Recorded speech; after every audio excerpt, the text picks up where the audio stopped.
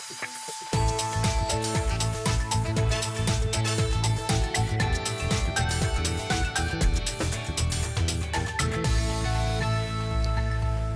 heel goeie joen. Het is woensdag 29 oktober. Welkom bij Bient. Miljoen on tafel. Clown Sander Balk oer de agressieve clowns die het mensen schrikken litten.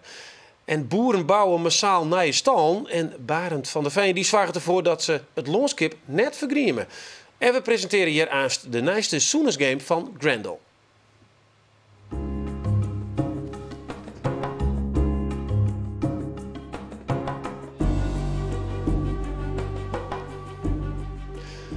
Ja, Tim, dan heeft de Westvlienen hier om een mooie game, een series game te presenteren. Dit is net voor chirurgen die het onder slag binnen. Voor waar is dit? Dit is specifiek voor kinderen die niet aangeboren hersenletsel hebben. Dat zijn meerdere ziektebeelden. Cerebrale parese is er een van. Een DCD, dat zijn moeilijke termen zeg maar, voor niet aangeboren hersenletsel. Het kan zijn dat een kind bijvoorbeeld een auto-ongeluk heeft gehad. Of een tumor heeft gehad die is verwijderd. En die kinderen die hebben vaak last van balansproblemen. Wat wij hebben gedaan is die balansoefeningen leuk maken. Dus we hebben een spel gemaakt waarbij ze op de rug van een griffioen zitten. Een heel lief dier, een combinatie tussen een reptiel en een adelaar, zeg maar. En daar beleven ze een spannend avontuur mee. En daarmee kunnen ze thuis revalidatieoefeningen doen. Ja, want ze zitten op een plankje ja. En dan doen ze alles naar. Ja, een balansbord wordt daarvoor gebruikt en een 3D-camera, de Microsoft Kinect-camera. Dat betekent dat je het ook thuis kunt gebruiken, want het zijn geen dure middelen zeg maar, om aan te schaffen. En het voordeel van ons spel is dat het zo is gebouwd dat de fysiotherapeut ook zeg maar de oefeningen schaalbaar kan maken. Dus ik kan ze makkelijker maken of moeilijker maken wat een kind dan ook maar nodig heeft. Okay.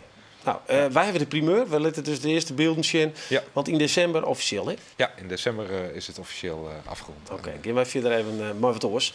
Want Frankrijk, daar worden al wekenlang mensen geterroriseerd door agressieve clowns. En net zo als clown Bassie of de Clinic Clowns. Het gaat hier om jongeren die met bielen en messen achter mensen onderdraven om ze onder het schrikken te maken. Nou, ik praat erover met uw eigen echte clown Sander Balk uit Ljouwert. Ja, nou nog net in de smink. Nee. Want dan wist ik net echt een typische clown, maar dat zit aanstel wel even voor u even zien hoe een leuke clown eruit ziet. Ja. Even hoe deze hype voor de mensen die het nog net zien heeft. Zullen we even zien naar een paar van die grappen die in binnen Frankrijk? Tussen aanhalingstekens. Ja, grappen. Ja.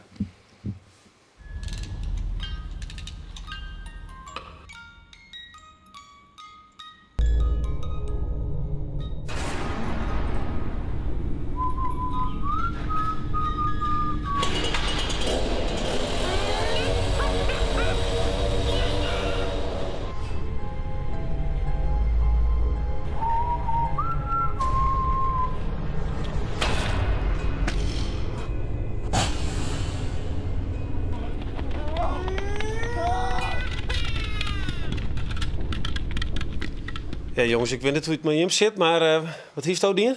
Ik zoek heel goed voor te rennen. Ik kan je moeilijk naar zien, moet ik zeggen. Ja, het zijn enge beelden. Nou, het is al in je app. Hè? Dat is maar duidelijk bij Tim. Ja, het ziet er niet heel vrolijk uit. Echt net vanuit de man van de game, Rood? Nee, nou ja, kijk, clowns hebben vaak iets engs. En, er zijn enge clowns gemaakt, zeg maar. En daar refereert het waarschijnlijk ook aan. En dus ik kan me er wel wat bij voorstellen. Maar als je dit overkomt als practical joke, dan ben je niet heel blij. Nee, Sander. Ja, dan is dus een clown. Ja. Hij was maar een clown. Hij was maar een clown. Ja. Maar ja, dit krijgt dus dit zullen we nou. En het rent ik u te horen. Wat is die eerste reactie als dit zus? Ik denk van, ja, een clown is een kindervriend. En dat is een heel vriendelijk persoon. Het is zeker het type wat ik speel hier. En zoals ze beleven, een clown is gewoon het. Een band heeft posters van mij op een stripcamera. Dat is heel apart dat in één keer zo agressief iets is. Maar je steekt maar de eert in zo'n film natuurlijk, West van Stephen King. Daar jet ik wat engs bij. Maar dat is een bepaald oortype clown. Zo'n carnavalsclown, Italiaans, Amerikaans. En ja, dat druist helemaal in, dat geweld. Wat ik eigenlijk wil. Wat was dat dan? Is. Ja, clown Sander is een leeuwenclown, vriendelijke clown. Die verwondert zich hoe alles wat er gebeurt. Alles bij Crypto, googelt er, geeft het al, krijgt even mis. Maar natuurlijk slaagt het wel. En een kindervriend wezen. Maar ben je benauwd voor dat? Nou, eigenlijk net. Dat is heel grappig om te zien. Als we hadden natuurlijk een misselijke KPK'tjes bij ons. Ik doe zelf vaak de kassa eigenlijk. En dan vreeg je zo van, maar kind is je een beetje bang voor clowns. Nou, zeg ik, mevrouw, maak u zich geen zorgen. Het komt helemaal goed. Ik speel zelf zo meteen de clown. Ik smink me wel weer de BNB binnen. En ja, de zus zei om mij dat ik het gewoon een persoon ben. Maar ja, zijn masker, dat is wel heel erg eng. Dat is gewoon zo. Zelfs mijn Scream, dat witte masker waar niks achter zit, geen emotie achter zit, dat hij zelf weg. Als je op Stittel erin is en Ian had geen uitdrukking, dan ben ik gauw geneigd om een gesprek mee te voeren of zo. De mathicien van, hey, wat bedoelt er nou precies? 90% van die communicatie is maar ik de zicht, maar die grimas en een houding. Nou, wil ik wel eens zien hoe het eruit ziet als de clown bent. Zullen wij even naar wat er gebeurt in Frankrijk, want het rent er flink uit te gewoon. Frankrijk is in de ban van gevaarlijke clowns. Filmpjes van enge clowns die mensen bang maken, ze doen het in ieder geval goed op internet. Maar in Frankrijk is de lol er wel vanaf. Ils sont armés avec des battes, des marteaux, couteaux, tout ça, vraiment pour agresser, des trucs comme ça. Mais pour agresser qui et pourquoi? Ils arrêtaient les voitures pour leur demander de l'argent. Ja, het is ook gebeurd dat er nou mensen echt slime binnen, hè? Ja, maar je speelt er best ondertussen nou even het witte wol. Maar net op die hele gezicht? Nee, helemaal net. Het is puur accenten lezen op die moeilijk, want ik een sluitje dan en een beetje sneusje of verbaasd en zo. En die accenten die in de normale gezicht echt was een beetje grutter mooi. Een clown maakt het alles iets grutter. Dus dat is eigenlijk de bedoeling. En daarvoor is het liedse lijntje. Maar het is eigenlijk bijna ginnig, een paar streepjes en dan is dat clear. Dus, Tim, ik wilde eigenlijk even wat vragen. Want er zit in die verhaal van de games, dan gaat het echt wel om agressie, om angst, om benauwd wezen. Je maakt je serious games, maar de kist het vanzelf wel. Ja. Wat denk je dat de psyche is achter dit hele verhaal? Waar draait het om? Nou, ik denk dat Sander een goed punt maakt op het moment dat je te maken hebt met iets wat expressieloos is. Je ziet niet wat er schuil gaat achter een masker, dan wordt het al vrij snel beangstigend. En natuurlijk is het leuk om bang te zijn. Daarom zijn horrorfilms en dergelijke ook een groot succes. Sander vertelde net al even over Stephen King's It.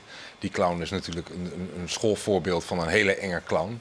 En dat is leuk om daarbij te griezelen. En de tegenstelling zeg maar, van een kindervriend die niet te vertrouwen is, maakt het echt beangstigend. Ja. En, maar zo deze hype troslang in hier echt naar Nederland hè? Wat denk je? Ik heb geen idee, ik sta nergens meer van te kijken. Maar dat zou kunnen. Maar ja, laten we hopen van niet. Nee. En Do, Sander? Hoe vier bist er nou trouwens? Bijna clear al. Ja, sugars. Dit is helemaal net een enge man, hè? Nee, wat even Sjen. Ik hoop het net. Ik hoop dat het na Halloween dat het misschien dan wat meer gestalte krijgt hier. En dat het er nooit gauw clear is. Maar haast er wel les van. We gaan hier in Pekela een keer iets hand met een clown. Ja, dan krijg je toch regelmatig een opmerking de van oh, dat is de clown uit Pekela, wist wel. Maar ik had er zelf zakelijk zo net zoveel les van. Misschien weten dat ze boeken en weten wat ze krijgen bij u. En we bellen Sander op, dat komt altijd goed. Maar bij de nieuwe klanten dan was het wel misschien wat meer praten. Ik hoop dat we net zulke filmpjes krijgen van Ben Sugar van alles. En altijd maar zulke clowns met een groot masker is een beetje enge clowns. Dat zou het eigenlijk al heel soort. Dus. Oké. Nou, dan sluiten we het hebben. Laten we hopen dat het net gebeurt. Wanneer ben je clear? Hoeveel streken mag je zetten? Nou, nog. Die nog. Tak. Die. En die. Tak. Tak. Tak. Tak. Tak. En het is precisie. En hier is hij. Nou, ja, maar een applaus jongens, de clown. Nou, je zoekt net benauwd voor rust. Dan maar een biel achter me omkomst. Nee. Ik ken het hier. Ik ben het zijn geweld. Ik ben zijn geweldpersoon. Dus, maar we stappen even verder, want we blijven eigenlijk in een surreële verhaal, Tim. Want je hebben iets nieuws betocht. Ik kreeg al even het filmpje van Shinlitten. Een nieuwe game waar dus die problemen hebben. Hoe kwam je eigenlijk op het idee om dit te ontwikkelen? Nou, we werden op een gegeven moment benaderd door het revalidatiecentrum Groot Klimmendaal en het Roesing Instituut. En die hadden een tweetal projecten waarbij ze puur wilden inzetten. Ja, dit ziet er inderdaad heel vriendelijk uit. Die echt puur wilden inzetten op dingen voor kinderen die voor langere tijd immobiel zijn. Ja. Of immobiel zijn geraakt. En oefeningen, revalidatieoefeningen, de klacht die ze vaak kregen te horen was dat die kinderen dat gewoon ontzettend saai vonden. En is er dan niet iets te bedenken waarbij we die kinderen op een leuke manier kunnen laten revalideren? En toen zijn we op dat concept gekomen, een beetje net zoals wat Sander zegt. Je wilt ook dat een kind ergens dan een binding mee opbouwt met iets vriendelijks. En daarom hebben we gekozen voor die griffioen. Eigenlijk een soort vrolijke adelaar Met elementen van een reptiel, zodat hij ook nog wat stoers heeft. Een beetje draakachtig, maar dan wel met de vrolijke kleuren van een papegaai, van een ara bijvoorbeeld. En in het spel wordt het kind ook begeleid door een virtuele coach. Dat is dan een soort vliegende bever. Zullen we er even naar zien? Want we hebben de beelden, maar is dat dan even verslag van? Ja, prima. Ik wil even zien hoe dat eruit ziet uit je... Nou, doe maar even verslag. Nou, hier zie je dat kinderen zeg maar, bezig zijn met... onder in beeld zie je Billy, zeg maar, de hulp. Die geeft uitleg over hoe je in dit geval dit insect kan verslaan... wat de brug verspert. En die beer staan dus op een plankje, wat ik me dus goed vaststellen. Ja, precies. En die kinderen die kunnen dus op het plankje, het balanceboard, kunnen ze bewegingen maken met hun torso. En daarmee sturen ze het karakter op die griffioen aan. En het leuke daarvan is dat we het spel zo hebben ontwikkeld dat het ook gespeeld kan worden door kinderen die bijvoorbeeld in een rolstoel zitten. Of kinderen die, waarvan één arm functioneel is en de rest van het lichaam eigenlijk niet. Dus want ze moeten een baltje voor het slaan, hè, Sjerk? Ja, precies. En voor kinderen die wat meer dingen kunnen, dan kunnen ze de rest van hun lichaam gebruiken. En kinderen die wat minder dingen kunnen, die kunnen het spel nog steeds op een leuke manier spelen. Ja. En wat voor ons heel erg belangrijk was een spel maken wat er net zo mooi uitziet als commerciële entertainmentspellen. Maar waarbij die kinderen dus geen verschil zien tussen de spellen voor kinderen die gezond zijn, tussen aanhalingstekens. En een spel wat zeg maar, specifiek is gemaakt om ze intrinsiek te motiveren om door te gaan met hun revalidatie. En hoe gaat dat nou die band? Want worden ze er beter van? Het voordeel is dat het wordt ook getest, ook in Groot Klimmendaal in het revalidatiecentrum en bij het Roesingen Instituut. Doen ze er ook onderzoek naar. En wat ze nu al beleven is dat die kinderen, punt 1, met veel meer enthousiasme bezig gaan met hun revalidatie. Ze vinden het spannend. Ze willen ook graag verder komen in het verhaal. Daar hebben we heel erg ons best op gedaan om zeg maar, een soort sprookje te maken waarbij de verhaallijn ook oploopt met de moeilijkheidsgraad. En hoe beter ze worden met hun lichaam, hoe spannender het verhaal. Ja, dat is fantastisch. We zorgen die griffioen, die gaat naar alle kanten op. Ja, dit is dan in spannende mijnen. En uiteindelijk komen ze ook in karretjes. Een beetje net zoals Indiana Jones en de Temple of Doom. Van die mijnkarretjes. En dan worden ze lastiggevallen door een soort gnomen. Een soort ondergrondse wezentjes. En er zit ook geen geweld in. Er zit wel wat actie in, maar geen geweld. En we hebben heel erg ons best gedaan om een wereld te bedenken en karakters te bedenken die zowel aansprekend zijn voor jongens als voor meisjes. Ja. Nou ja, en dat is dus natuurlijk, dat vertelt dus Krek al eventjes, er zit een heel soort voordeel in. Ja. Want die ben dus uiteindelijk jeder clear of die hebben hun stabiliteit. Ja, en er zitten nog een paar andere voordelen aan. We benadrukken natuurlijk heel veel de nadelen van krimp, ook hier in de regio. Er was natuurlijk een heleboel nieuws over de kraamafdeling in Dokkum die er helaas mee moest stoppen omdat het niet meer uit kon. Dat is zo'n effect van krimp. En dat geldt ook voor revalidatiecentra. Wij hebben die problemen hier, maar kun je nagaan wat ze bijvoorbeeld hebben in Canada of in Amerika. Er zijn ouders die met hun kinderen naar een revalidatiecentrum moeten. Die zitten soms uren in de auto. Dat wordt niet vergoed door een zorgverzekeraar in Amerika. Dan moeten ze nog ergens overnachten. En nu kunnen ze dat voor een deel thuis doen. Afhankelijk van de situatie van het kind, dat moet ik er wel bij zeggen. Want het hangt er wel heel erg vanaf hoe ver ze zijn in een revalidatieproces. Het is geen wondermiddel. Het is een spel wat helpt. Het is een instrument. Maar dat kunnen ze dat voor een deel thuis doen. En de fysiotherapeut of bewegingswetenschapper, die kan ook op afstand meekijken door middel van die camera. Ja, bijzonder hè? Ja, heel bijzonder. Ja, super. Ja. Ik weet niet of je bij hen hebt, maar die wat hier zo'n je zei van nou doe maar, probeer het maar. Ja, zeker. Ik denk dat de persoonlijke begeleiding altijd heel belangrijk is. Maar als je zo'n techniek en beter maakt, dan mag je dat net litten, denk ik. Nee. Sander? Zolang ik geen clown zien komen die er wel broeken, dan vind ik nee, super. Die problemen bij Ben natuurlijk, die maar zo spelende wijze uitdagen. En dat jouwt volle meer power. En dat is fantastisch dat zak in. Ja, en het succes dat gaat verder, want in december wordt hij zo officieel gepresenteerd. Ja. Mooi dat we dit even zien laten mochten. Ja, maar er komt nog volle meer over je, hè? Ja, absoluut. We zijn alweer druk bezig met een volgend spannend project. En dat komen we ook graag binnenkort weer eens wat over. Oké, dat kun je nog net niet toe vertellen. Want ik weet dat dan morgen naar Berlijn is. Daar heb de praatspmaar, de officieren, of nou heet het, ik weer de minister van Justitie. Ja. Hoe van alles nog wat. Ja, klopt. Dat project wat we hier in Leeuwarden gaan doen, dat is ons eerstvolgende grote project. Daar kan ik wel wat over vertellen. Dat heeft van alles te maken met water. Oh, oké. Dus, Daar kom ik op terug. Nou, daar komen we op voorop. Bedankt in ieder geval voor die verhaal. Ja, dadelijk praat ik hier met planoloog Barend van der Veen over de impact van heel die grutter wordende boerenpleetsen op uw loonskip. Nou, eerst gaan we eventjes naar Ameland, want daar kennen mensen van Sneurna een maandenlang genietje van de Amelander kunstmannen. De kunsters komen uit binnen- en buitenland en echt van het eiland zelfs. En wij zochten een man op die het eens het hele jaar lang zien werk zien lid.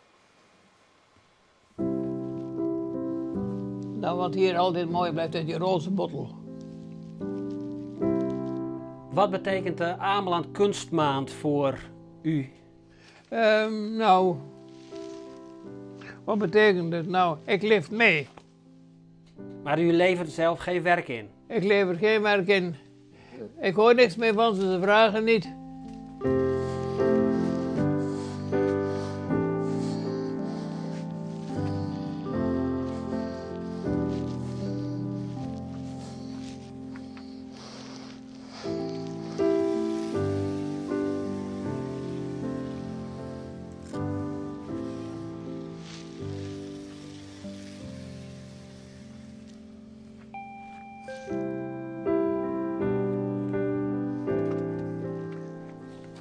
Zijn het gedichten? Ja, zeg gedichten. Die heeft u zelf gemaakt? Die heb ik zelf gemaakt en deze zijn bestemd voor een optreden in de bibliotheek in Alkmaar. Er zit er wel eentje die ze hoort er hier echt heel erg bij Ameland. Dat heet De Oude Man aan de Zee. The Old Man and the Sea. Ja, daarnaast je staat het woordje. Oud koper van het strand, een blokje hout en het zeil is een vissenhuisje. En het is gebaseerd op Hemingway. Dat is het boek op Hemingway gebaseerd. De oude man en de zee. Zijn leven was gevuld met verlangen, de grote vis te vangen. Hij was oud, zijn leven bijna voorbij gegaan. Hij ging achter een droom aan. Aan het eind van de zee gekomen, ving hij de vis van zijn dromen. Voor hij bij zijn thuishaven was, hadden de haaien zijn droomvis van vlees ontdaan. Met kale graten kwam hij aan. Waar staat het voor? Het gaat dus vooral om de worsteling door het leven. Hoe je achter je idealen nagaat. En het mooie van het eind van het verhaal is dat hem eigenlijk niks doet dat het zo gegaan is. Hij kijkt dan met plezier naar zijn graat die daar naast de haven ligt. Kijk eens, daar komt een koe en een fietser door de tuin. Dat is een van de nieuwe plagen aan het worden, dat hij rijfietsen. Die jongens die rijden dus gewoon overal maar dwars door de duinen heen. Op plekken waar normaal mensen niet eens durven lopen, vliegen zij met hun fiets doorheen.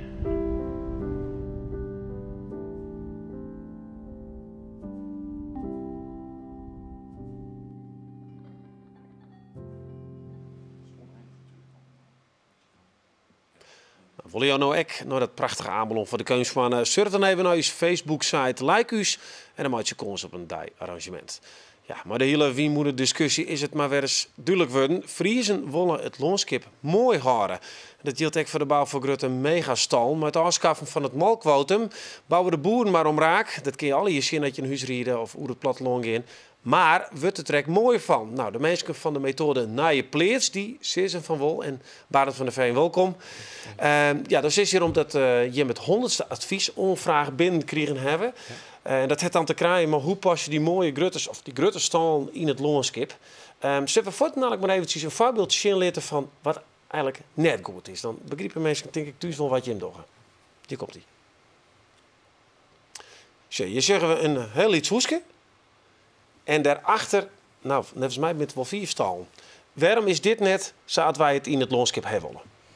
Ja, dit had vooral te maken met de verhouding tussen het Lietse huisje en hoe dicht dat die naaie grote stal, het is een grote stal, een serre stal, een naai type stal, waar meestal ik nog aan wennen, maar heel dicht daarop zit. En dat huisje zit eigenlijk in een decor van een grote wand, waarvan je zegt, ja, hier er wat meer afstand dan naam, dan hier het beter uitkomt, denk ik. En daar kun je wat qua hieminrichting dan wat hier en oor dwaan. Ja, maar dit vind je mensen net mooi eigenlijk, hè?